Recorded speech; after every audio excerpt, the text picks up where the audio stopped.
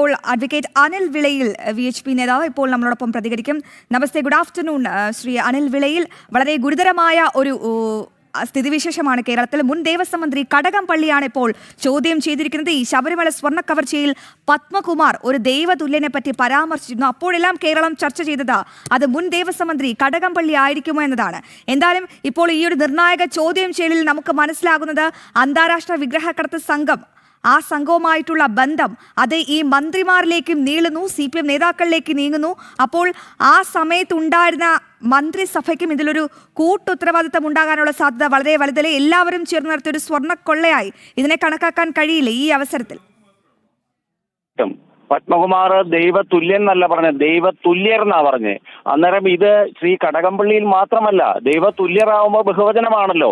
ഇത് പല ദൈവതുല്യരിലേക്കും ഇതിന്റെ അന്വേഷണം നീളണമെന്ന് തന്നെയാണ് ഈ കേസിന്റെ തുടക്കം തൊട്ട് തന്നെ വിശ്വ ഹിന്ദു പക്ഷത്ത് ഉൾപ്പെടെയുള്ള ഹൈന്ദവ പ്രസ്ഥാനങ്ങളെല്ലാം ആവശ്യപ്പെടുന്നത് അത് തന്നെയാണ്. വളരെ കൃത്യമായ രീതിയിൽ SITയുടെ അന്വേഷണം നടക്കുകയാണെങ്കിൽ ഇപ്പോൾ അവർ മന്ദഗതിയിലാണ്. അവരൊരു ന്യൂട്രൽ സ്റ്റാൻഡ് എടുത്തുകൊണ്ടാണ് ഈ കേസ് അന്വേഷണം മുമ്പോട്ട് പോകുന്നത്. ബഹുമാനപ്പെട്ട ഹൈക്കോടതി കഴിഞ്ഞ ദിവസം ഒരു വടിയെടുത്ത് വീശിയത് കൊണ്ട് മാത്രമാണ് ഇപ്പോൾ കഴിഞ്ഞ ദിവസം വിജയകുമാറിനെ അറസ്റ്റ് ചെയ്തതും ഇന്ന് കടകംപള്ളിയെ ചോദ്യം ചെയ്തതും. തീർച്ചയായിട്ടും ഇവരുടെ അന്വേഷണം ശാസ്ത്രീയമായ രീതിയിൽ പോവുകയാണെങ്കിൽ ഇതിന്റെ പിറകിലുള്ള ഒരു അന്താരാഷ്ട്ര സ്വർണ്ണക്കടത്ത് വിഗ്രഹക്കടത്ത് സംഘത്തിലേക്ക് ഇതിന്റെ അന്വേഷണം ചെന്നെത്തും. ഇത് ഈ കടകംപള്ളിയിൽ മാത്രം അവസാനിക്കുന്നില്ല. അതുകൊണ്ട് തന്നെയാണ് ഞങ്ങളൊക്കെ ആവശ്യപ്പെടുന്നത് ഇത് SITക്ക് മാത്രമായി അന്വേഷിക്കാൻ ഒക്കില്ല. ഇത് ഒരു അന്താരാഷ്ട്ര തലത്തിലുള്ള അന്വേഷണം ചെന്നെത്തണമെന്നുണ്ട് എങ്കിൽ CBI പോലുള്ള ഏജൻസി, എൻഫോഴ്സ്മെന്റ് തുടക്കം കുറിച്ചു കഴിഞ്ഞു. CBI പോലുള്ള ഏജൻസികൾ ഇതിന്റെ അന്വേഷണം ഏറ്റെടുക്കണം.